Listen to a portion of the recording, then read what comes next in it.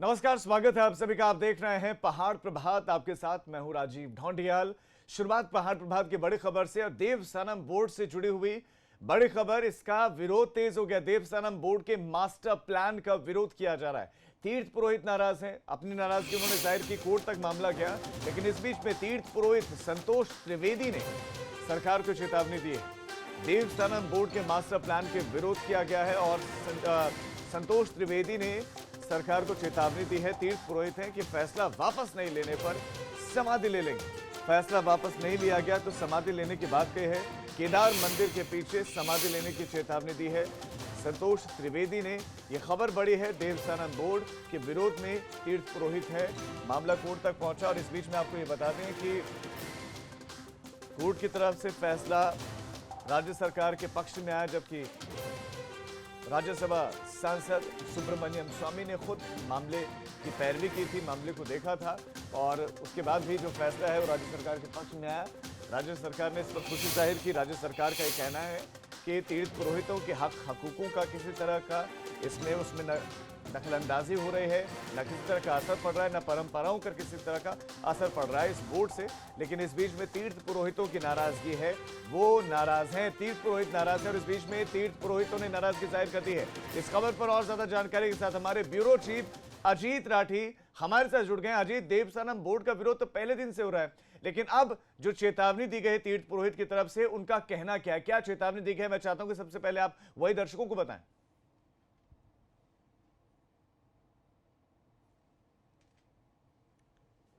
और यहाँ मैं गौरीकुंड के पास हूँ, जहाँ से ये एक सीधा प्रसारण अभी हमारा संचालित हो रहा है। तो मेरी जो जितने भी लोगों से वहाँ बात हुई है, जो संतोष त्रिवेदी हैं, उनका साफ कहना है कि देवस्थानम बोर्ड के फैसले को सरकार को वापस लेना होगा और अगर सरकार उसको वापस नहीं लेगी तो मैं यहाँ केदार मंदिर के पीछे जहाँ आदि शंकराचार्य जी की समाधि है, मैं वहीं पर समाधि ले लूँगा, जीवित समाधि ले लूँगा। तो इससे यहाँ पर साधु संतों में, जिला प्रशासन में खलबली मची हुई है। तो वो अर्धनग्न, इसके विरोध के स्वरूप, देवस्थानम बोर्ड के विरोध के स्वरूप वो अर्धनग्न रहते हैं इतने ठंडे इलाके में भी, और वो हमेशा सामने ही वहीं पर मंदिर के सामने बैठकर तप करते रहते हैं। तो उनसे कल हमारी बात भी हुई। इसके अलावा दूसरे भी जो साधु संत हैं वो चाहते हैं कि ये देवस्थानम बोर्ड वापस होना चाहिए। लेकिन इसमें संवेदनशील बात यह है कि कोई एक संत जो समाधि लेने की चेतावनी दे रहा है तो उसको अनदेखा नहीं किया जा सकता। कोर्ट में जो फैसला हुआ, किसके हक में गया किसके नहीं गया, ये एक अलग बात है। लेकिन अब इसको प्रशासन को देखना होगा। यदि ऐसा हो जाता है तो अगर ऐसी कोई घटना हुई तो सरकार को इस मामले में लेने के देने पड़ सकते हैं। दूसरे भी साधु कह रहे हैं वो मास्टर प्लान, एक वहाँ अलग से एक नई रार शुरू हो गई है। मास्टर प्लान के तहत लोगों के घरों पर निशान लगाए जा रहे हैं केदारपुरी में कि यहाँ तक आपको छोड़ना पड़ेगा, लेकिन उनको कहाँ मिलेगा कहाँ नहीं मिलेगा किसी को कुछ खबर नहीं है। वहाँ पर लोग इस तरह से इसलिए भी परेशान हैं कि भाई जब 15 फीट का रास्ता केदार मंदिर के लिए चाहिए था, फिर हमने 35 फीट का रास्ता दे दिया है, तो फिर अभी लोगों के घरों पर पीडब्ल्यूडी और एडमिनिस्ट्रेशन के लोग आकर निशान किस लिए लगा रहे हैं? इस बात को लेकर नाराजगी। और देवस्थानम बोर्ड अपनी जगह है, उसका विरोध चल ही रहा है। उसके भी मैंने बताया कि संतोष त्रिवेदी जो तीर्थ पुरोहित हैं वो समाधि लेने की चेतावनी दे चुके हैं। अजीत, जिस मास्टर प्लान की आप बात करें, मैं चाहता हूं कि आप दर्शकों को बताएं कि मास्टर प्लान क्या है, क्या सोच रहे इस मास्टर प्लान में, ऐसा क्या क्या है अब इसका जो विरोध हो रहा है? देखिए, जो केदारपुरी है ना राजीव जी, तो केदारपुरी को ये दूसरे ढंग से बसाने के लिए चौड़ी सड़कें होंगी, बाकी जो प्रतीक्षालय होंगे और जो यात्रियों की सुविधाओं के लिए जो होता है वो सब तमाम चीज़ें होंगी। मंदाकिनी घाट से जैसे शुरू होगा ये धाम, जहाँ GMEN का गेस्ट हाउस है, सरस्वती और मंदाकिनी माँ का जो एक मंदिर है, वहाँ से जैसे शुरुआत होती है, तो वो चाहते हैं कि जो भी मंदिर के रास्ते में हैं उनको हटाकर केवल उस परिसर को पूरी तरह से खाली करा लिया जाए, या जितनी जरूरत है उनके घरों को तोड़ दिया जाए। लेकिन उनके घरों के पीछे भी घर को बढ़ाने की कोई गुंजाइश नहीं है। वैसे तो रास्ता पर्याप्त है, बहुत चौड़ा रास्ता हो गया है, लेकिन प्रशासन ने जिस तरह का मास्टर प्लान बनाया है, देवस्थानम बोर्ड जिस मास्टर प्लान को लागू करने जा रहा है, उससे लोगों को दिक्कत हो रही है। और चूंकि केदारपुरी में आज से नहीं, बरसों से, सैकड़ों सालों से लोग रहते हैं, तो उनकी क्या व्यवस्था होगी? शिकायतें तो ये भी हैं कि जिनके घर चले गए थे और उनको बहुत कुछ लोगों को तो मिल गए हैं, लेकिन बहुत सारे लोग अभी भी, यानी कि अजीत आप ये कह रहे हैं कि घरों को चिन्हित कर लिया गया है, और लेकिन उनके लिए कोई विस्थापन की नीति कि उनको कहां रखा जाएगा, कैसे अगर घर तोड़ा जाएगा तो फिर वो कहाँ रहेंगे? क्या इस बारे में कोई बातचीत की गई है? जो मास्टर प्लान दिखा रहे हैं, बता रहे हैं, चिन्हीकरण के लिए आ रहे हैं अधिकारी, वो कुछ बता रहे हैं कि जिनके घरों पर असर पड़ेगा वो कहाँ रहेंगे, कैसे रहेंगे, उनको कहाँ जमीन दी जाएगी, कैसे दी जाएगी? नहीं, देखिए राजीव, जब हम लोगों से बात कर रहे थे, जब हम केदारपुरी में थे, तो तब उससे पहले ही एडमिनिस्ट्रेशन की टीम वहाँ पर डिमार्केशन करके जा चुकी थी। तो अभी जो मास्टर प्लान है, डिस्ट्रिक्ट एडमिनिस्ट्रेशन से भी हमें बात कर रही है। हम अपने एबीपी गंगा के दर्शकों को बताएंगे कि किस तरह का मास्टर प्लान है, आखिर उसमें दिक्कतें क्या आ रही हैं, और जो घर हैं अभी उन पर डिमार्केशन की कार्रवाई, मतलब उन पर निशान लगा दिया गया है, लाल रंग का निशान लगा दिया गया है कि भाई आप इतना केदारपुरी के पुनर्निर्माण के लिए देना होगा, लेकिन उनको उसके बदले में कहाँ मिलेगा, अभी इस बात में कोई निर्णय नहीं हुआ है इस मामले में। तो इसमें जिला प्रशासन से आज बात करके ये आगे भी चूंकि एक मुहिम है, केदारपुरी एक बहुत धार्मिक और पावन स्थल है, तो यहाँ अगर किसी तरह का विवाद होता है तो वो मायने रखता है। जी अजीत, आप हमारे साथ बने रहे हैं। जो चेतावनी दी गई है तीर्थ पुरोहित की तरफ से, वो एक बार दर्शकों को सुना देते हैं कि उन्होंने कहा क्या कुछ है, फिर मैं आपके पास लौटता हूँ। मास्टर प्लान का विरोध हमारा लगभग 8-9 महीने से है। मुख्यमंत्री ने, हमारे प्रदेश के मुख्यमंत्री जी ने ज़बरदस्ती ही उत्तराखंड के चारों धामों में और पहाड़ के 51 मंदिरों में यहाँ के हकधारी पंडा पुरोहित और पुजारी को बिना विश्वास में लिए हुए, बिना वार्ता किए हुए ज़बरदस्ती एक देवस्थानम प्रबंधन बोर्ड का यहाँ पे लगाने जा रहे हैं, जिसका कि हम 1.5 महीने से लगभग केदारनाथ में अर्धनग्न होके बिल्कुल विरोध कर रहे हैं। अभी आपकी किसी से बातचीत नहीं जिला प्रशासन की? नहीं, बातचीत तो अभी बिल्कुल भी नहीं हुई। 1.5 महीना हो गया हमको लगभग। प्रदर्शन कब तक जारी रहेगा? अब देखो, प्रदर्शन तो ऐसा, पहले तो भगवान की कृपा होगी, जल्दी जल्दी बोर्ड भंग हो जाएगा। अगर इसके बावजूद भी नहीं होगी तो भगवान से हम लगभग तब तक प्रार्थना करते रहेंगे जब तक ये बोर्ड भंग नहीं होगा। बोर्ड से असली दिक्कत क्या है? असली दिक्कत यह है, एक भी बार जो है मुख्यमंत्री जी 8-9 महीने से हम आंदोलनरत है, चारों धामों के तीर्थ पुरोहित और 51 पहाड़ के 51 मंदिरों के पंडा पुरोहित जो है आंदोलनरत है। एक भी बार जो है मुख्यमंत्री ने हमारे हकूक़ क्या है, क्या होने चाहिए, क्या नहीं होने चाहिए, बिल्कुल भी हमसे बात नहीं हुई, हमको विश्वास में नहीं लिया। अग्रिम हमारा ये निर्णय रहेगा, आंदोलन की कार्रवाई, एक बार हम भूख हड़ताल करेंगे, उसके बाद जो है जैसे सब लोगों से बात विचार करके, चारों धामों के लोगों से बात विचार करके, उसके बाद हमारी बिल्कुल समाधि की तैयारी है। एक बार बीच में भी थी, फिर लोगों से बातचीत करके थोड़ा हमने कोल्ड का निर्णय का इंतजार था हमें, वो निर्णय हमारे पक्ष में नहीं आया, काफ़ी नाखुश हुआ। उसके बाद जो है कि हमारा यही निर्णय है कि हम आगे अगर नहीं भी होगा हम समाधि लेंगे। और अजीत राठी हमारे ब्यूरो चीफ हमारे साथ लगातार बने हुए। अजीत, सवाल एक ये है कि आप चूंकि उन्होंने सीधे सीधे चेतावनी दी है, तो पहला तो क्या जिला प्रशासन ने उनसे बात करने की कोई कोशिश की है? और दूसरा सवाल ये है कि देवस्थानम बोर्ड का विरोध क्यों? क्या विरोध इसलिए कि उनको विश्वास में नहीं लिया गया, या विरोध इसलिए कि उनको लगता है कि उनके हकूकों पर सीधा सीधा सरकार चोट करने की कोशिश कर रही है? राजीव, देखिए, जैसे जितना एबीपी गंगा ने थोड़ी बहुत पड़ताल की है और शुरू से हम इस मामले को फॉलो करते आ रहे हैं, तो इसमें मुझे कहीं ना कहीं एक जो संवादहीनता की स्थिति लगती है सरकार के साधु संतों और तीर्थ पुरोहितों के बीच, वो लगती है। तो चूंकि ये बार बार कह रहे हैं कि मुख्यमंत्री ने एक बार भी हमें भरोसे में नहीं लिया, सरकार के किसी नुमाइंदे ने हमें भरोसे में नहीं लिया, ड्राफ्ट बनने से पहले हमसे हमारी राय ली जानी चाहिए थी, लेकिन ऐसा भी नहीं हो पाया। तो मुझे लगता है कि ज़्यादा बड़ा इशू वो है कि सरकार ने इनसे बातचीत भी नहीं की। दूसरा ये कह रहे हैं कि जब हकूकधारियों से, तीर्थ पुरोहितों से, पंडों से बात ही नहीं की गई है, तो फिर उनके हक, उनके अधिकार कैसे सुरक्षित रहेंगे, हम ये कैसे मान सकते हैं? जिन लोगों के लिए एक्ट बन रहा है, जिन लोगों के लिए कानून बन रहा है, अगर उससे बातचीत नहीं हो रही है तो उनको कैसे पता कि कानून के भीतर उनके हकों को संरक्षित किया गया है? तो ये जो तमाम चीज़ें हैं, जैसा अभी संतोष त्रिवेदी जो तीर्थ पुरोहित हैं केदारनाथ में, इन्होंने बहुत स्पष्ट तौर पर कहा है कि अगर ये बात अब बनती है तो ठीक है।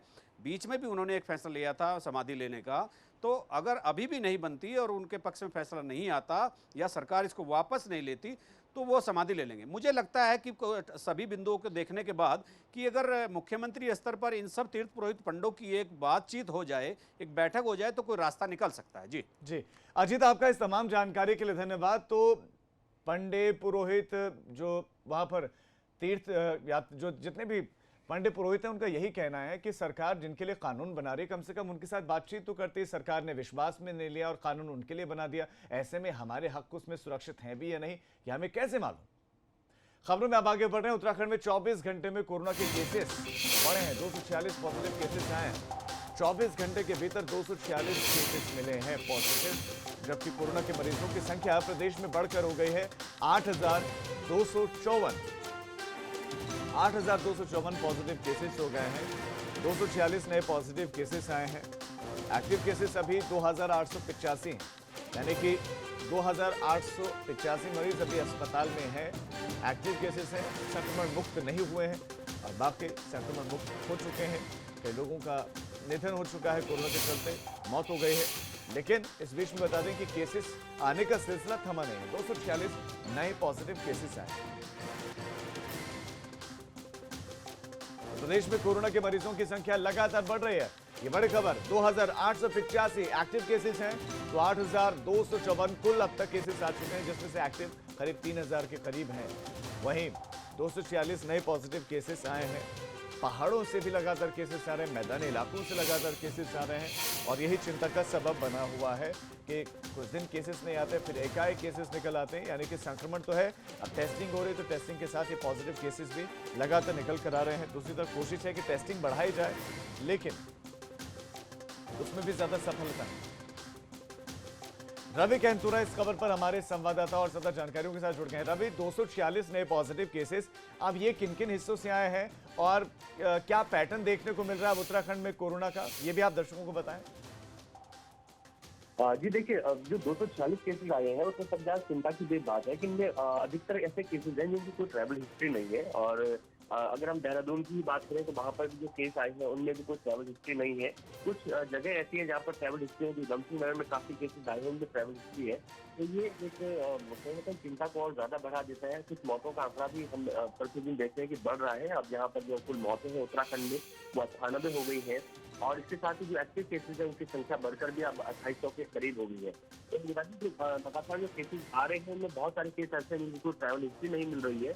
लेकिन स्वास्थ्य विभाग का ये कहना है कि ये वो लोग हैं जो पहले किसी के कॉन्टेक्ट में आए होंगे जो कोरोना पॉजिटिव आए हैं। तो लगातार इस तरीके की कोशिश की जा रही है। बैकलॉग की बात करें तो बैकलॉग लगातार बढ़ता जा रहा है। अभी 10,000 सैंपल ऐसे हैं जिनकी रिपोर्ट आना बाकी है। हो सकती है कि आने वाले वक्त में ये संख्या अभी और ज्यादा बढ़ सकती है।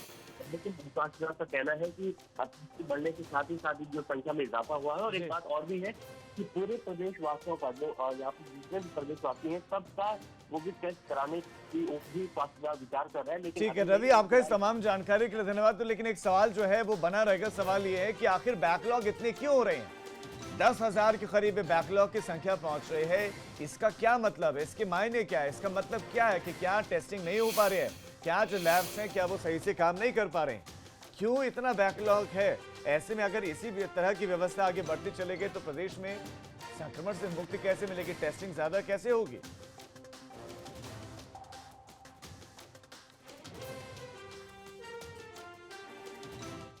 उत्तराखंड के कोरोना के आंकड़े आपने देखे। अब देश का कोरोना का आंकड़ा क्या है वो आपको बता देते हैं। कोरोना का संक्रमण पर बड़ी खबर आपको दे देते हैं। देश में कोरोना के आंकड़े 19,65,000 पार हो गया है। कोरोना का आंकड़ा है देश का, 19,65,000 पार हो गई है संख्या। और एक दिन में 56,000 पॉजिटिव केसेस मिले, जबकि 904 लोगों की देश में मौत हो गई। देश का कोरोना का अपडेट इस वक्त।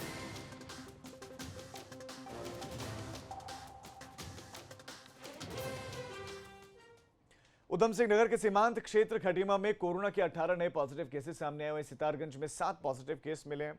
सितारगंज में विधायक सौरभ बहुगुणा और मंडी समिति चेयरमैन अमरजीत कटवाल भी कोरोना संक्रमित मिले हैं। और स्वास्थ्य विभाग की टीम ने सभी कोरोना संक्रमितों को जिला अस्पताल रुद्रपुर में भर्ती करवा दिया है।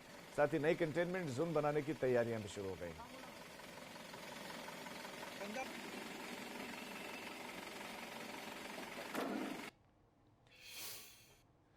देवभूमि उत्तराखंड में भी दीपोत्सव की तस्वीरें सामने आई हैं और यहां पर श्री राम को लेकर जो आस्था है उसकी झलक साफ देखने को मिली। कल अयोध्या में भूमि पूजन हुआ और उसके बाद से कल शाम को पूरे देश में दीपोत्सव मनाया गया और उत्तराखंड में भी कुछ ऐसी तस्वीरें आई।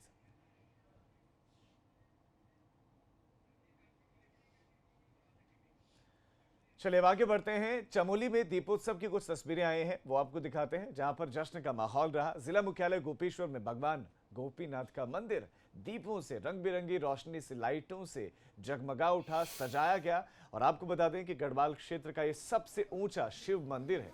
भगवान गोपीनाथ का, भगवान शिव का यह मंदिर जो रोशनी में नहाया हुआ, जगमगाया हुआ दीपों से ये रोशन जगह। ये तस्वीरें हैं अयोध्या से कई किलोमीटर दूर, ये जगह चमोली में, और भगवान शिव का ये धाम जहाँ पर श्रद्धालु आते हैं वहाँ पर रोशनी से ये जगमगा उठा। श्रद्धालु आए, उन्होंने भगवान भोले के दर्शन भी किए और सभी लोगों के मन में खुशी इस बात को लेकर कि करीब 500 साल के बाद, उन अथक प्रयासों के बाद मंदिर बन पाया।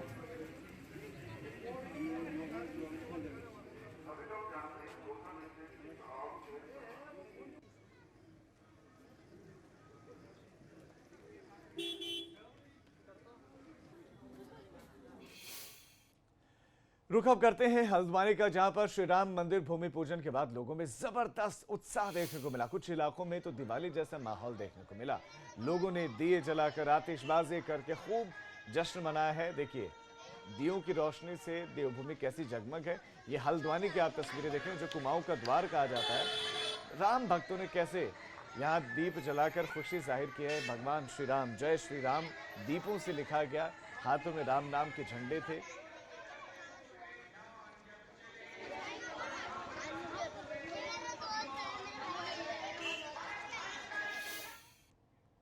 मसूरी में भी राम मंदिर को लेकर लोगों में खुशी का माहौल देखने को मिला और लोगों ने दिए जलाए, मोमबत्तियां जलाए, दीपोत्सव मनाया, आतिशबाजी की, ढोल नगाड़े बजे।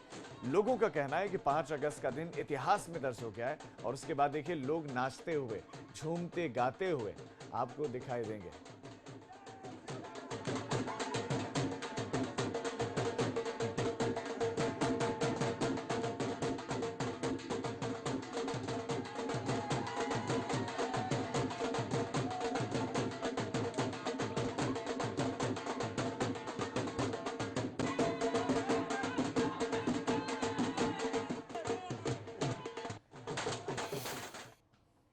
राम मंदिर की खुशी विश्व प्रसिद्ध धाम गंगोत्री धाम में भी देखने को मिली। गंगोत्री मंदिर में गंगा सहस्त्र नाम और अखंड रामायण का पाठ किया गया।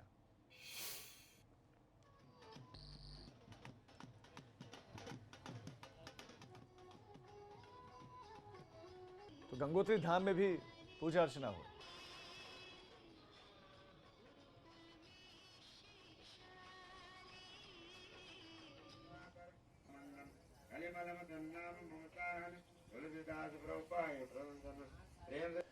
तो अयोध्या में भूमि पूजन को लेकर देश के अलग अलग हिस्सों में जश्न का माहौल देखने को मिला। तो उत्तराखंड की बात करें तो गंगोत्री धाम में भी भगवान श्री राम को याद किया गया, उनकी पूजा अर्चना हुई, पाठ, अखंड पाठ किया गया। तो जश्न में झूमते हुए लोग गंगोत्री में भी, ये देखिए धाम की तस्वीरें,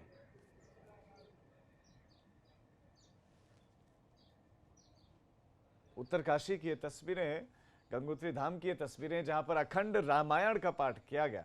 अखंड रामायण का पाठ वहां पर पंडित पुरोहितों ने पढ़ा, भगवान राम की पूजा अर्चना की, उपासना की, और ये सिर्फ इसलिए क्योंकि अयोध्या में भूमि पूजन कर दिया गया है।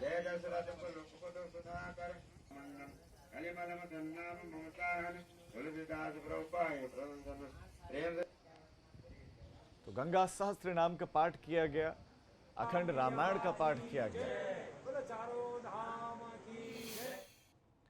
अयोध्या में श्री राम जन्मभूमि न्यास के भूमि पूजन पर उत्तराखंड में भी दीपोत्सव मनाया गया, जैसे कि अलग अलग हिस्सों की हम तस्वीरें दिखाई रहे हैं। तो इस बीच में देहरादून में सीएम त्रिवेंद्र सिंह रावत ने अपने आवास पर दीप जलाए। उनका आवास भी दीपों से जगमगा उठा। इस दौरान जमकर आतिशबाजी भी हुई है। वहीं इस मौके पर सीएम त्रिवेंद्र सिंह रावत ने कहा कि कई वर्षों के संघर्ष के बाद ये स्वर्णिम अवसर आया है। हजारों लोगों ने राम मंदिर के लिए बलिदान दिया। साथ ही सीएम त्रिवेंद्र सिंह रावत ने कहा कि जल्द ही वो भी अयोध्या जाकर भगवान श्री राम के दर्शन करेंगे। निश्चित रूप से हम अयोध्या जाएंगे। हमने भी वहाँ पर जाके रामलला के दर्शन करेंगे। वहाँ पर जो मंदिर बनेगा उसका स्वरूप भी वहाँ पर देख के आएंगे, क्योंकि जो उस समय जो स्वरूप निर्धारित किया गया था, आज उसमें बहुत बदलाव आया है और उसको भव्यता दी गई है। तब नए स्वरूप को देखने आएंगे। अयोध्या में भगवान राम के मंदिर का शिलान्यास हुआ तो उत्तराखंड के कांग्रेस के जो नेता हैं वो भी इसे ऐतिहासिक दिन बता रहे हैं। कांग्रेस प्रदेश अध्यक्ष प्रीतम सिंह ने कहा कि वो सभी देशवासियों को इस दिन की बधाई देते हैं। साथ ही उन्होंने कहा कि राम मंदिर पर राजनीति ना की जाए, पर राजनीति ऐसा बिल्कुल उचित भी नहीं है कि राम मंदिर पर राजनीति हो। तो कांग्रेस भी खुश है, कांग्रेस के कार्यकर्ता भी खुश हैं और लोगों को भी वो शुभकामनाएं दे रहे हैं इस दिन के लिए। हम सब लोग भगवान राम में आस्था रखते हैं, लेकिन इससे जो है राजनीतिक विषय ना बनाया जाए। भगवान राम को राजनीति में जो है जिस तरीके से प्रयोग किया जा रहा है वो कदापि उचित नहीं। इस बीच एक बड़ी खबर रानीखेत से मिल रही है, जहां जंगल में पेड़ पर लटका मिला है शव। बड़ी खबर रानीखेत से और चौबटिया बीट के जंगल में यह शव मिला है और यह शव बताया जा रहा है बैग में मिला है। शव बैग में मिला है रानीखेत से इस वक्त बड़ी खबर हम आपको दे रहे हैं और पेड़ पर शव मिला है और बैग में मिला है शव। अभी मृतक की शिनाख्त भी नहीं हो पाए है और शव को देखकर उम्र जो है उसका आकलन जो किया गया वो 40 से 45 साल का किया गया कि 40 से 45 साल के बीच की उम्र लग रही है मृतक की, जिसका शव मिला है बैग में। अब शव को कब्जे में ले लिया, पुलिस ने जांच कर रही है।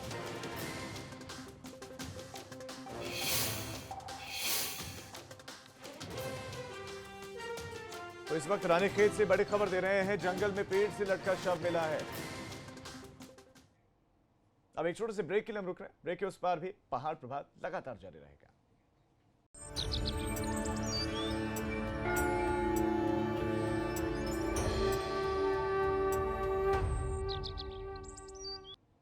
ब्रेक के बाद आप सभी का स्वागत है। विकासनगर के भोजावाला में अचानक हुई मूसलाधार बारिश की वजह से अफरा तफरी मच गई। सड़कें जलमग्न हो गए, पानी लोगों के घरों में घुस गया। लोगों को सड़क से गुजरते वक्त परेशानियों का सामना करना पड़ा। पिछले लंबे समय से गांव में बरसाती पानी निकालने की व्यवस्था नहीं है। साथ ही गांव की नालियां भी चौक पड़े हुए हैं, जिसके चलते बरसात में स्थितियां बदहाल हो जाती हैं। क्या हालात हो जाते हैं वो तस्वीरें अपने आप में सब बयां करें। लोग घरों में कैद हो जाते हैं।